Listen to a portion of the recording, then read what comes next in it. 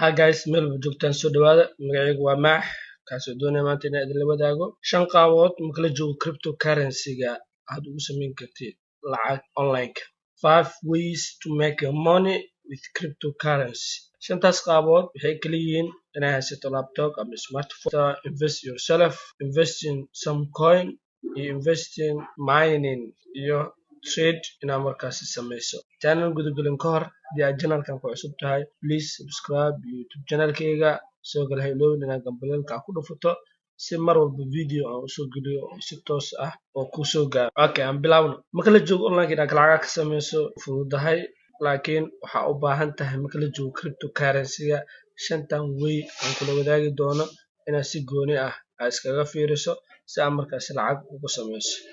Numberka koowaad ka rabto inaad online lacag ka sameyso waxaa u baahan tahay laptop ama smartphone, mobilada gacanta ah plus internet connection oo ku xiran labadoodaba ama midkooda haddii aad heli karto. Waxaa kala saacidaya inaad online lacag ka sameyso iyo cryptocurrency-ga. Number 2, invest in yourself. Nafsadaada maalgashi ku samee. Micnaheedu waxay tahay baro wax badan oo quseeyo cryptocurrency-ga. Waxaa kaloo barataa qaabka online lacag loogu sameeyo, sidoo kale videoyo badan YouTube channelka oo kala gal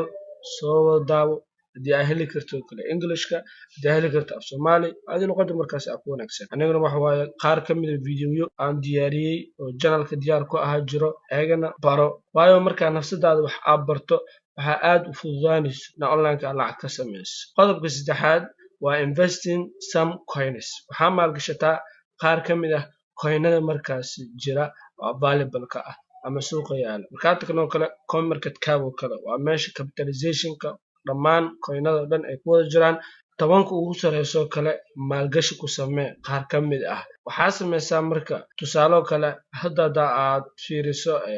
capitalization coin market cap oo kale bitcoin oo kale around 3000 oo kale waxaa sameeyay qaar ka mid ah gadane. Waxaa sugaysaa intuu price ku kacayo kadib markaa aad dhahdo leeyahay faa'iido kugu jirto kadib iska sii iibi markay faa'iido ay ku foosho inta markaas adiga ugu horeey aad ku maalgashatay. Waxaa kaloo ka mid ah oo kale Ethereum oo kale Ripple ka mid ah. Tusaale Ethereum oo kale $100 waaye, $100 Ethereum oo kale gado, investment ku samee. Waxaa sugaysaa until $100 wax oo korayo. Tusaale kale haddii noqdo $150 oo kale, $120 oo kale investment-ga aad sameysay iska sii gad $150 oo kale maadaama ku eed 100 hadduu $150 uu tago oo kale waxaa faa'iido 50 taasoo kale aad samayn kartaa. waxaa kaloo ka mid ah Ripple oo kale $2 oo kale waaye waa hadda investment ku sameynay. waxaa sugaysaa until 1 day 2 day ama trade waa fiirinay kadib markuu price-kiisu isbedelo iska sii iibi. taas waxaa ku samayn kartaa investment oo weekly iyo monthly aad fiirinayso. haddii for long term ama waqti dheer aad ka fikirayso inuu coin-kan micno badan uu sameynayo, value weyn ama qiimo weyn uu sameynayona ayadana waxa waaye waa inaad markaas holding aad sameysaa oo muddo dheer oo kale aad ceshataa si aad markaas u faa'iido coin-ka markaas adigu aad aaminsan tahay waaye holding markaas aad ku sameynayso. waxaa ku sameyn kartaa bitcoin oo kale, waxaa ku sameyn kartaa Ethereum oo kale, Ripple oo kale ku sameyn kartaa. haddaa maanta history taariikhda aad fiiriso coinada hadda suuqa qiimada price-kiisu uu ku yahay xilli waxaa jirta price-kooda uu high uu ahaa. investment marka haddaa markaas ku sameyso for long term iyo for short term labadaba faa'iido waa ka soo saari. afraad, investing mining. waxaa maalgashataa minada markaas jira. mining marka la joogo waxa waaye waa in la qodaa coinska la soo saaro iyadoo la isticmaalayo super computers mining sameynayaan, solving mathematical problem xalinayaan kadib si ay u soo saaraan coin ay u soo saaraan. kuwa qaar mining sameeyaa jiro, kambaniyada qaar oo sameeya mining oo kale oo legit ka ah. investment ku samee si ay faa'iido maalin walba ay ku siiyaan. daily-gooda waxay ku xiran tahay inta markaas kambaniga uu bixin karo oo available uu ku yahay. marka maalgashanaysana waxaa u fiirinaysaa mining marka la joogo kale waa inuu kambanigaas legit u yahay ama qolooyinka mining sameynaya inay legit yihiin, waa inay markaas register yihiin, meel isdiiwaangelisan yihiin, dowladda data ama government waa inay leeyihiin rule iyo regulation waa inay leeyihiin. waxaa kaloo u fiirinaysaa in ay jiraan miningkaas in visit lasoo booqdo kale, hadday jiraan dad soo booqdo kale, sawiro lasoo galo kale, video ay jiraan oo kale oo miningkaas la tagay warshadii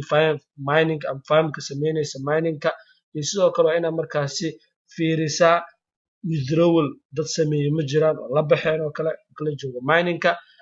waxaa kaloo ogaataa marka anigu marka aan ka duulayo marka la joogo investing miningka waa inaad mar walba aad og tahay marka la joogo investmentiga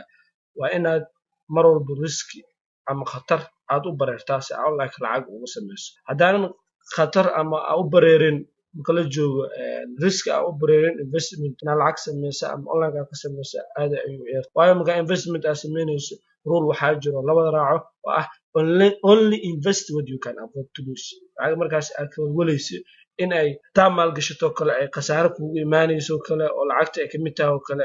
biilkoo kale iyo korontadoo kale hala soo aadan cryptocurrency ama online oo kale hala soo aadan kaliya lacag markaas adiga aad ka maalgelin la soo aad tusaale kale $5,000 haystaa $5,000 oo kale haddii aad online la soo aado ama mining la soo aado ama investment samecoin aad ku sameyso $5,000 waxa waaye aan ka maarmin biri kamaan hadduu pricekiisu volatile waa ilaa hoos u dhaco waxa waaye hadhow dib ayay ku keenaysaa waxaa kaloo kamid ah kale lacagaha soo amaasatay deentoo kale $5,000 soo amaasatay ama $1,000 soo amaasatay mining samaysay kadib qofkii muddo oo ku qabtay muddadii marka la gaaro lacagtii kala baahan yahay ma dhehaysaa marka intuu prices uu ka kacay isu gaaldan baa lacagta ka siinaa ma ilan qofka waqti ku qabtay intaasoo dhan marka la joogo investmentiga waxaa mar walba ogaataa only invest what you can afford to lose waxaa la dhahaa online marka la joogana ma jiro damaanad ama cid mas'uul ka ah oo miningka sameynayaan oo kale ama online marka la joogo investment sameys waxaan oo dhan online marka la joogo risk siyaabo khatar ah qodobka shanaad waxa waaye trade in la sameeyo trade-ka waxa waaye in aad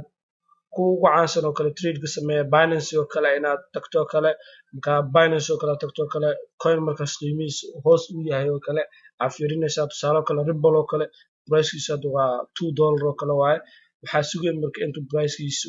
$2 maadaama uu yahay wax ku darsamayo kale kadib waxa sameynaysaa sal iska sii iibinaysaa ayadana trade-kaas waa lagu sameeyaa waxaa kaloo kamid ah trade-ku laga sameeyo kale coinada markaas price-kiisa hoos u yahay waxaa kaloo kamid ah Ethereum oo kale hadda tusaale kale $100 oo kale waa $104 waxaa sugaysa hadda trade-ka galaysaa oo kale waxaa sugaysa ilaa uu price-kiisa change ku dhaca oo sameysmaayo trade by trade isku bedelaan kadib waa iska sii iibinaya ayadana faa'iido qaabkaas lagu sameyn karaa waxaa rajaynayaa in aad fahanteen marka la joogo online-ka 5 qaabood ayaa lacag lagu sameyn karaa inaad haysato kale laptop iyo smartphone invest yourself mar walba nafsadaada maalgashi wax badan baro learn more about cryptocurrency wax badan ka baro video badan daawo qodobka saddexaad waxa waaye samecoin invest samecoin qaar kamid ah coinada markaas jira investment ku samee waxaa sugi kartaa long term ma sugi kartaa short term marka aragtaa leeyahay faa'iido ku jirtana investmentiga la bax faa'iidada lafaha mar waad ku cesho ma diirinta lafaha kala bax qodobka afraad waxa waaye invest some miners qaar kamid ah minada markaasi oo jira maalgasho ana tusaale kale laba mining investment ku samee expert asset AW mining labadooda waxa waaye waxay sameeyaan return profit maalin bixiyaan waxaa kaloo kamid ah qodobka shanaad in trade markaas adigu aad sameyso trade-kana waxa waaye daily waa sameyn kartaa anima marka la eegana waxaan sameeyaa weekly oo trade markaas aan sameeyo coinada markaas jiro kala buy aan ku sameeyaa markaan dhaho leeyahay price-ka uu isbedelay ayaa iska sii iibiyaa ayuu waxaan rajaynayaa aad fahanteen 5 qaabood aan kula wadaagay midkee leeyahay as leedahay value am qiimo u leeyahay waa ka faa'iideysan kartaa leave me a comment-igoos ku muuji soo kalena ha iloobi inaad markaas channel-ka subscribe aad dhahdo video-na halkaas